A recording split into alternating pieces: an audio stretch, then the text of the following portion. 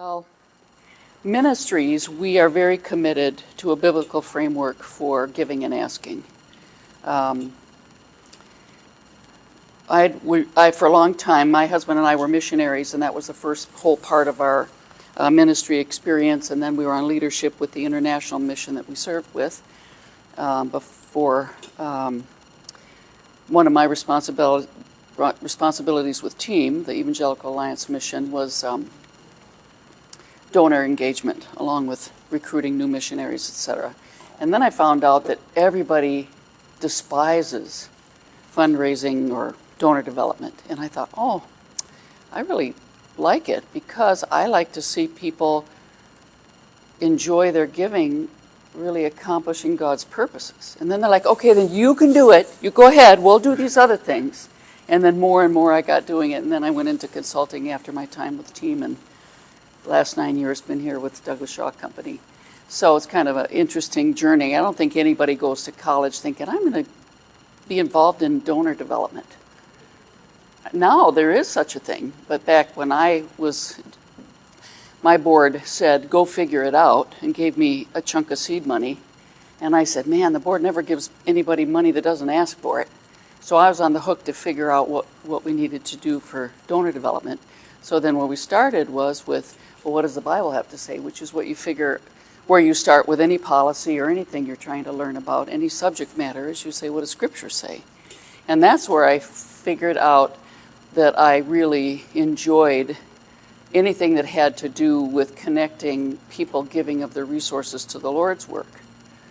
But I refused to use the word fundraising because that was, you know, the football team selling candy bars to get new jerseys, which I think is good. I'll buy a candy bar, but that's transactional. You give me something, I give you something. And other kinds of fundraising, I wasn't big on casino nights and silent auctions. And again, it felt like sort of altruistic shopping. You know, you're shopping to get something you want, but you can feel good about it because the money's going to a good cause. Ask somebody a week later, they might not even remember the name of the charity that the money was going to. All they know is that night they had a clean conscience because all the money they were spending was for a good cause. So I didn't really like that either. But all truth is God's truth, so the question is, what does God have to say about it? And on my journey, I had the privilege of being invited to contribute to a book. Wes Wilmer asked me to write for Moody Press, published it on the revolution of generosity, and really addressing several aspects from a biblical perspective. And then I had the privilege of writing a Christian university curriculum on strategy and planning for nonprofits that really had me dive into a lot of things for that. And then I had an enjoyable pilot project that I was asked to do for a year with Christian university presidents who need to oversee what their development directors do, but they don't know exactly how to evaluate the program.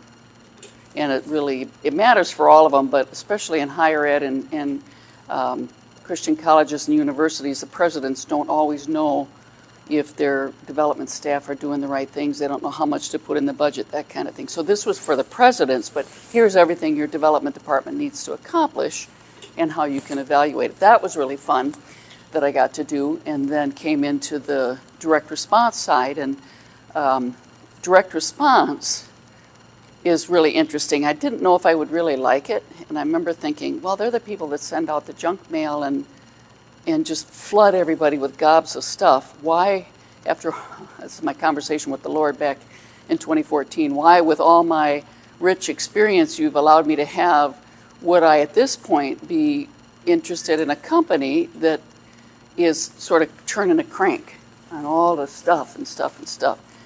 To which one person said, well, it's only junk mail if they don't want it. What happens for the person who wants a report on what God is doing somewhere? And they're not wealthy. They don't qualify to have a major donor rep come into their living room and tell them, we appreciate your loyalty and your gift. But they want to give their $50, $100, $200 to the Lord's work. When that newsletter comes to them and reports to them what their gift helped to accomplish, that's meaningful. And they open it up and read it with interest. And every time it comes, they open it up and read every one. My mother's 92, and that's her. And she gets a stack, and she reads them, and she lays them out on the table and systematically prays over them, writes on them with her pen, marks them all up. It's not junk mail when it comes in her mailbox. So I thought, but then one of the things I was really interested in specifically, and this is not at all about our company, but I was real interested in the philosophy because of my background on the sort of biblical search I had been on, and what does Scripture say, and what does God say, and what does He give us to know about it. And that was when I found out from Doug. He said, we don't have to go find a whole bunch of ministries and pressure them to sign us to serve them as their direct response agency. We need to put materials out, and we have free webinars and free newsletters and books, more books than people can care about, and things, so that people can learn what they need to learn and do it themselves the best that they can. They don't have to have an agency to do good stewardship.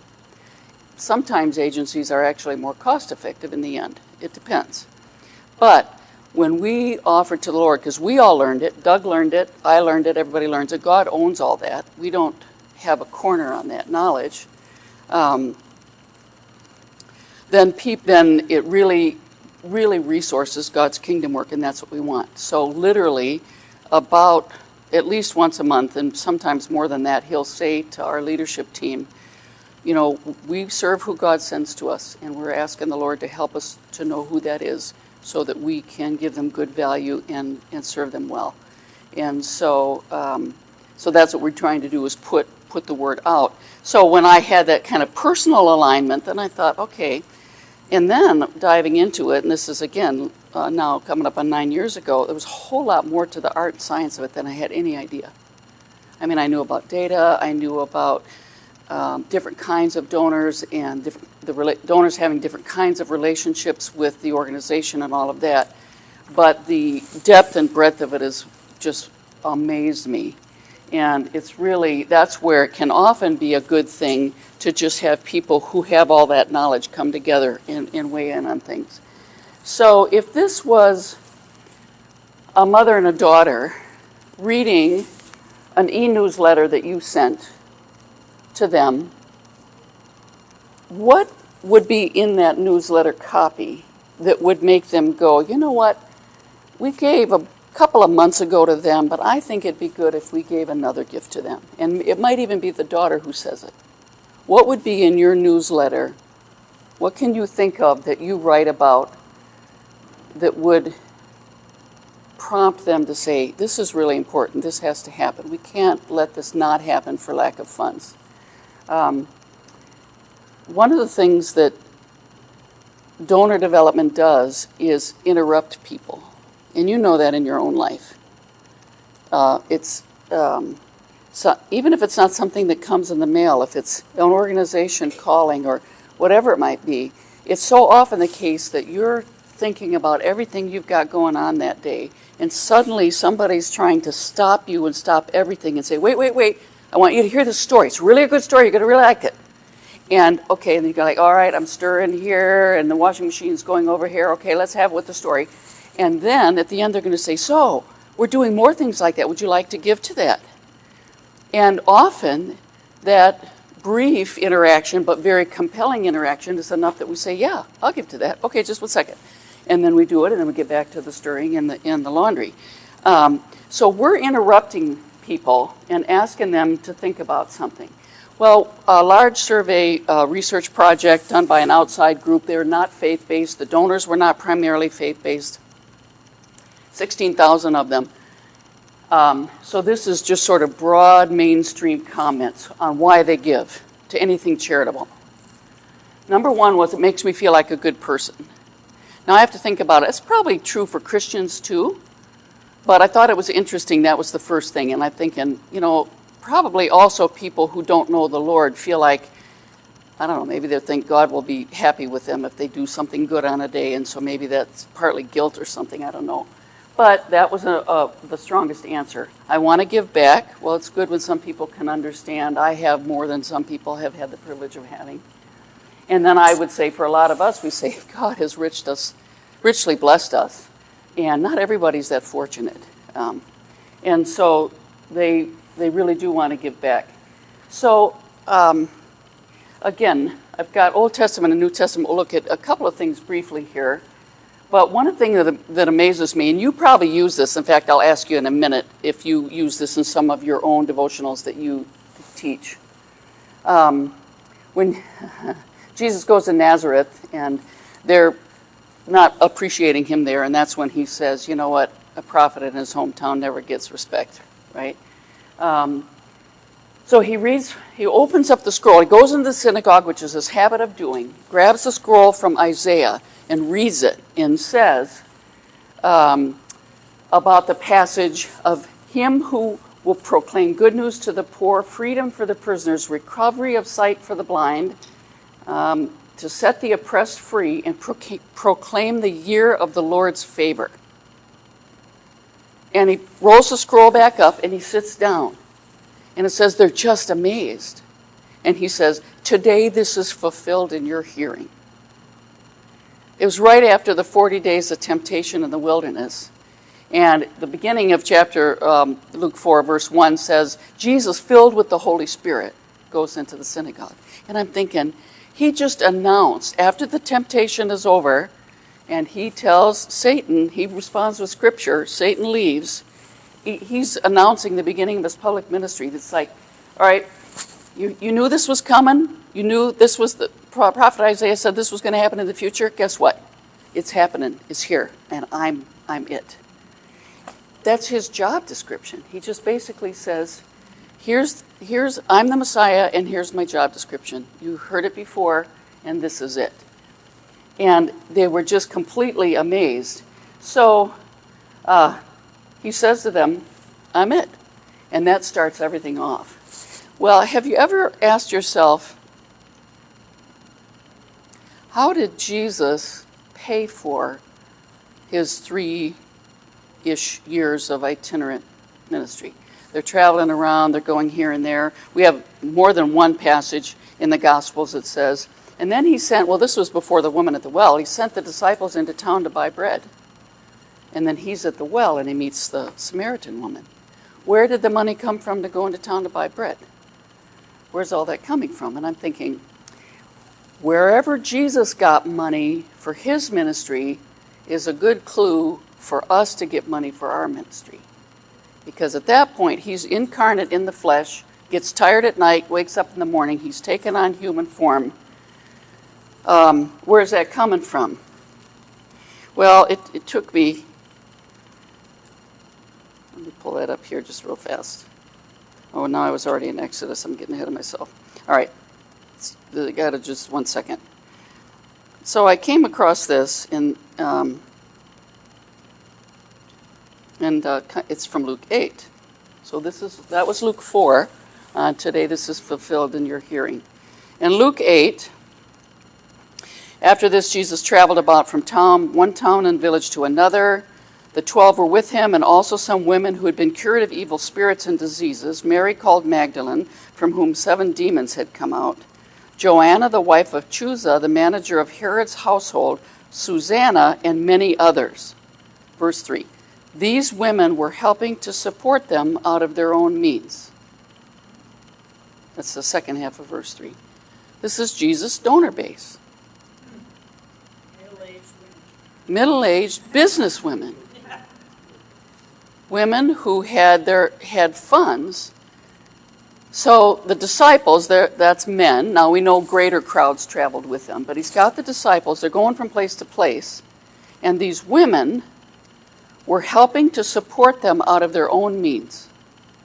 And I'm thinking, okay, Jesus, we know that when the crowds are tired, he's been preaching and teaching to them a long time. The disciples are like, Jesus, we got to send them away. They're all going to faint from lack of something to eat. He's like, you give them something to eat. And they're like, we don't have something to eat. It would take a year's wages to feed all these guys. And he said, what do you have? And that's when they come up with the bag lunch of the loaves and the fishes, right? And then the whole point of the 12 basketfuls left over, feeding the 5,000 plus women and children, I often wondered why the 12 basketfuls left over. I don't know, but maybe it's to show and prove there was no shortage, that everybody could have seconds and thirds, and here's a basket and there's a basket. And my husband says, great Bible teacher, my hero in all the world, 47 years we've been married, says, and God didn't waste anything, so they picked up the remaining pieces. And so I'm thinking, okay, Jesus can once a week take some bread and fish, multiply it as big as this room, have the disciples carry baskets into the marketplace and sell it in the marketplace, and then they have their money for their itinerant ministry. And then when they're traveling all around and in Samaria, they can go to the town and buy bread. But he didn't do that. Why did he not do that?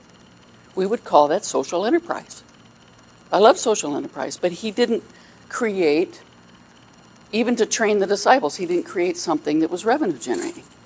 Another time that we see that we see him with money was when the religious leaders were trying to trip him up, and they said, so, should we pay taxes to Caesar or not? They're trying to trip him up, right?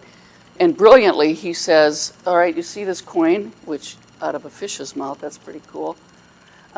Whose picture on it? Caesar's on it. Okay, give to Caesar what's Caesar's. And I'm thinking, that's another thing he could have done.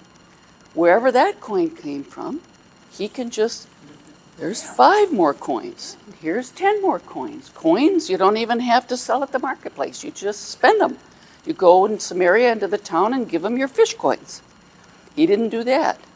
Instead, he took the trouble of having his own group of donors and communicated with them, reported back to them, probably prayed for them and with them. And I'm thinking, if Jesus, who can get anything any way he wants, anytime he wants, decides to cultivate a broad group of donors, and they were not independently wealthy, we don't think. We think that they had sufficient to contribute. But Mary Magdalene, who had 7 demons cast out, we don't have any indication after that she became independently wealthy. She wasn't some sort of a royalty or anything. It's probably general donors giving faithfully on a regular basis. And I just thought, one thing we don't do is we don't apologize for inviting people to give. There's a better way to do it, but based on Scripture and Jesus himself doing it, inviting people so that their gifts are part of the spiritual fruit of what happens after that is an honorable relationship. And so these women were helping to support him out of their own means. We have from Luke 8, 2 and 3. So when we talk about, so why do people give? And we have that in all countries, all through history. You've seen it and marveled just like we have. Something sad happens, and people in a town will give money on a GoFundMe to somebody they've never met. They don't even know their last name. A child with cancer or this thing or that thing. What is it in people that makes them do that? And that, again, that's universal. Well, our answer is, it's because we're made in the image of God. For God so loved the world that he gave his most precious, valuable possession. And because God gives, we give. Well, we're made in his image, so what's he like? And this I had the privilege of talking with Women's Banquet on Saturday, and I just so enjoyed diving into Exodus 34. It's a short passage, but I love it. You'll remember it's when he says, the whole context of it is, Moses is trying to figure out what to do with these stiff-necked people, right? And they get, the Lord delivers them, and they're being punished in the wilderness for their lack of faith. And every 2 minutes, they're like, we want to go back to Egypt. We love the garlic, and the food was so much better there. They have all revisionist history, not remembering how bad it was. And Moses is like, God, I can't do anything with these people you've given to me. Case in point, he's got the tablets carved out of stone. Moses goes up to the mountain, and it says, God wrote on the tablets, the finger of God wrote on the tablets with the 10 Commandments. Moses is gone 40 days. What's that, about 5 weeks or something? So he's gone 5 weeks, which is long enough that these restless people down there, he goes down with the 10 Commandments, all happy to share to them. This is what God says to you. This is the word of the Lord to you. He gets down to the bottom, and there's this golden cow statue. And they're all like, oh, bless you, cow. You're going to be our God, and you're going to take care of us, and we're going to be prosperous because of you. And Aaron is there, and you're like, Aaron, dude, what are you thinking? The priest, Moses' brother. And then, of course, just like the Garden of Eden, when God says to Adam, what happened? And he says, my wife, it was my wife. And he says, well, Eve, what happened? Oh, it was the serpent, right? So Moses is like, Aaron, what up? And he's like, well, I don't know. These people just all brought me a gold earring, and I put him in the fire, and this cow came out. And I thought, we have a long history of excuse making. I think actually we probably refined it better than that anymore. And of course Moses then is furious. He's got this intimate message from God that God wrote with his finger on these tablets on the stone. And because he's gone 5 weeks on the mountain, he comes down and they're all just lost their mind over this golden idol. And of course, in a rage, Moses throws the tablets and they smash everywhere. So then when that all gets over with, then God says to Moses, okay, chisel out 2 more stones like the ones that you broke and come up into the mountain, and don't let anybody come with you, and don't even have the animals down at the grazing at the foot of the mountain. Everybody stand back, come up to the mountain, and I will redo it. And this was pretty amazing, because a second time when he gets up there, it says, God came down, this is Exodus 34, God came down and stood next to Moses in a cloud. And he gave him his name. Gave him his name, the Lord, which is Yahweh. Gave him the name, the Lord. And then it says, and God passed in front of Moses and said, the Lord, the compassionate and gracious God, slow to anger, abounding in love and faithfulness. And so, in 15 words, God tells Moses his name and his identity. And I'm thinking, that is cool, and I have often heard that verse quoted, but I didn't in my mind have it right next to, immediately on the heels of being so mad at these people. And instead of starting out with, Moses just gets back up there. First thing God could have said about himself is, the holy God who will not put up with anything, which he gets to in the next verse. But the first thing he says when he says his name is, the Lord, the compassionate and gracious God, slow to anger, abounding in love and faithfulness. Well, compassion is not wanting you to suffer. Gracious is wanting you to have grace extended to you.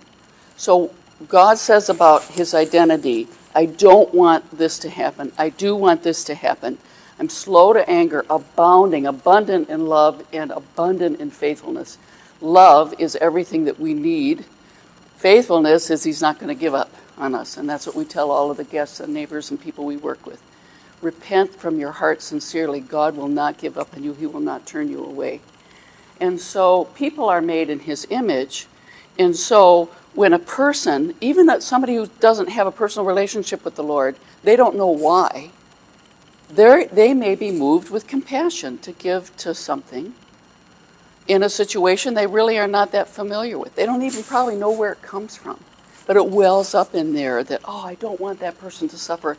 Oh, I do want that good thing to happen. Their house burned down. I'll give them this, and then they'll have, it's like when we give socks. I'm just so glad for somebody to have clean white socks to put on their feet. It's because that's what God is like.